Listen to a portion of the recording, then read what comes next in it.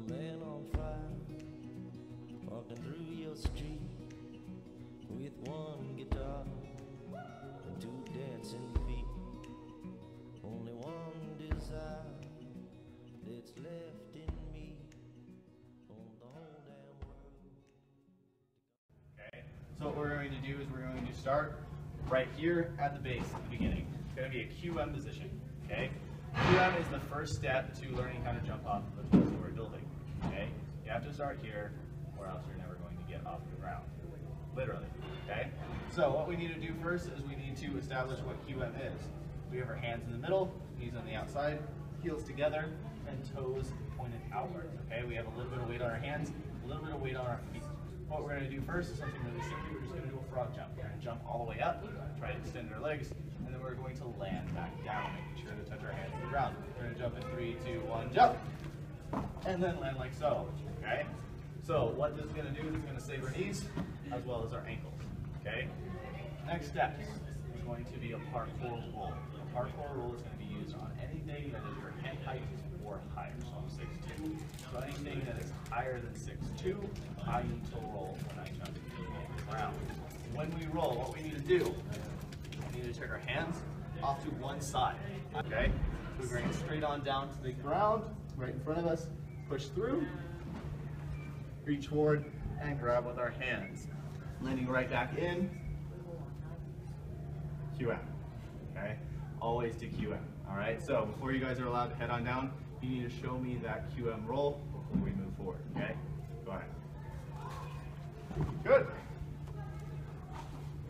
Awesome. Now as you come through, make sure that you're keeping that head low. You did go straight over your head, which is okay. You just want to make sure you keep that head off to the side to roll through. Okay? Go ahead.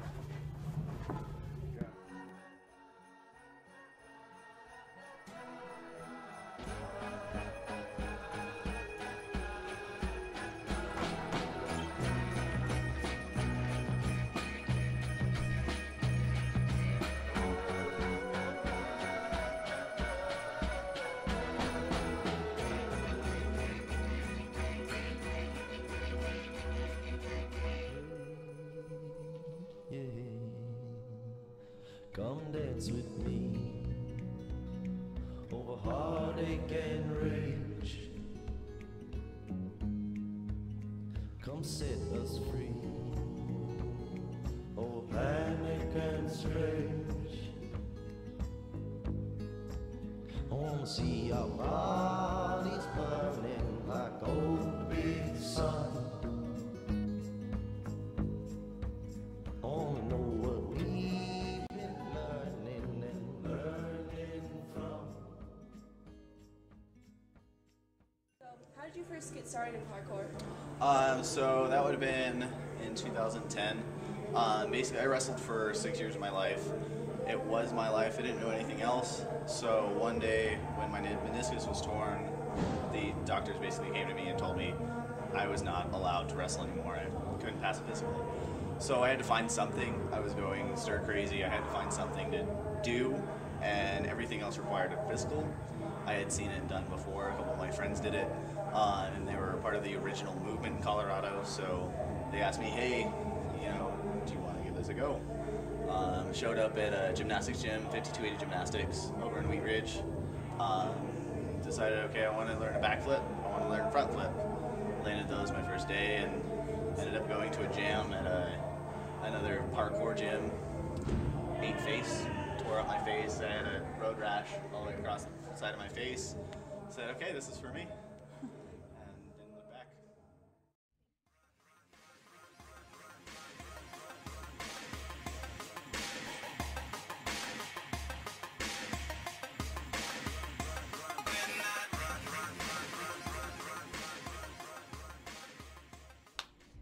So, how did you start with parkour? How did I start with parkour? 2 years ago, that's like 3 years ago, junior year of high school, I met a parkour team called Apex Movement through some kids through high school, and I was their camera boy for 2 months. And then all my friends left and went to college, and I stopped parkour. And then about 10 months ago, my cousin found this place, Urban Acrobatics, and I started training day and night for 3 months straight. People that would want to start a parkour company or just wanting to start doing parkour, would you have any suggestions or something that will help them get through it? Absolutely. So if somebody's going to learn parkour, and they want to go after it, first off, look at your local community. Find some people that are doing it already. There's a lot of colleges that have free programs that you can learn from other people. I myself never took a formal class.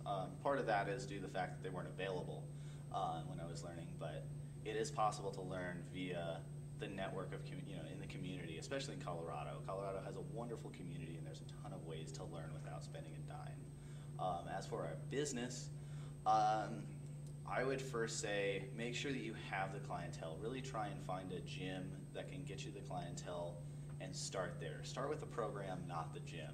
The gym is going to be something after that. Find a gymnastics gym that's trying to find new ways to create revenue. Do you think everyone should learn parkour sometime in their life? Everybody has learned parkour at some time in their life. Whenever you're a kid on the playground, you're doing parkour. You don't know it, but you're doing it. You're climbing stuff, you're jumping off of stuff, you're trying to get from point A to point B as fast as you can when you're playing tag, when you're doing any of that. Everybody's learned parkour. Now, yes, I believe that when you get older, you should progress with it, though, because I know plenty of people who love the floor so much and they don't know how to save their face. What's your favorite obstacle to use in the gym? That's a tough one. My favorite obstacle I guess to be honest, would probably be my kids' brains.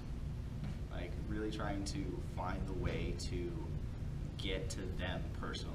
There are so many different ways for a kid to learn, and it's up to me as a coach to find out how they work. I have some classes that we sit on one station and we focus on one thing. We get it till, we run it till they get it and then we move on. I have some classes that I have to use math, as we work on bar work. Okay, here is your X plot, here's your Y plot. Wherever you get here is where you're going here. And we have cool classes that's how they work, that's how their brain works. They think about it, they visualize it, and then they figure it out. And then they make their body do it. So I guess finding the ways to teach it to every kid. Besides that, what's your favorite obstacle to be going through? Tricking flips. That's the obstacle that I always came over with. What are some of the names of the tricks? So some of our basic ones, there's front flips, there's back flips, there's side flips, there's aerials, there's A-twists, which is an aerial with a half twist. When you get more into tricking, there's butterfly kicks and butterfly twists, which is a full rotation parallel to the floor. So how are you going to use this in real life or later in Every life? day. Every day? Every day. I mean, not even just because I'm at a parkour gym. I mean, when I trip or I slip, it's icy out right now. It's snowing. I don't worry about that. I walk along. If I slip, I know how I'm going to catch myself, and you get to challenge yourself. Eventually, you get comfortable with it and you play around. But I'll be walking down the street or going to my car with groceries and trip, and you just kind of roll out of it. How many times have somebody injured themselves in daily life? I've had adults come in and learn the program and then trip and fall in the shower and get carted off to the ambulance, and the ambulance is freaking out, and then they tear the shower curtain apart and they're fine. The only thing was nobody thought that they would be, and so it's just the general safety of everything. I don't get hurt as much. What do you use parkour in real life for? Everything. Everything. Everything, because this is my life. I'm here 7 days a week, starting usually at about 3 o'clock. But besides being here, where do you use it? Outside, whenever it's not snowing or it's nice outside, I'm outside training. I'll do it inside my house, down the stairs, over the balcony, in my room. So any last words you'd like to say about the parkour?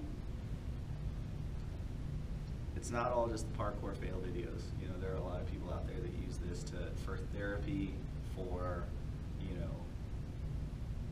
bettering themselves, finding their limits, and then eventually, take what you've learned and take what you know, take what you like. If you like to paint, find a way to paint and make money. Take that from parkour. There are 12 guys here that do what they love every day and put food on the table for it, you know. Do you feel confident in yourself that you're not going to injure yourself? I feel very confident in myself. Are you sure about that? There are some things that scare the crap out of me, but a lot of parkour is just getting over it. How do you get over that fear? Do first, think second.